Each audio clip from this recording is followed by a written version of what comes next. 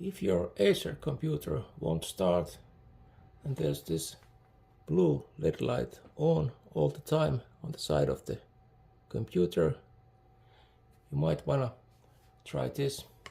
You take off the back cover and locate where the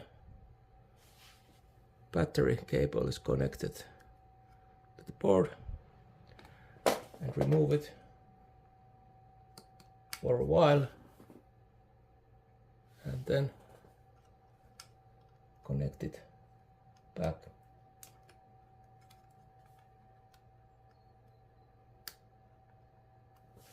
And then try to turn the computer on.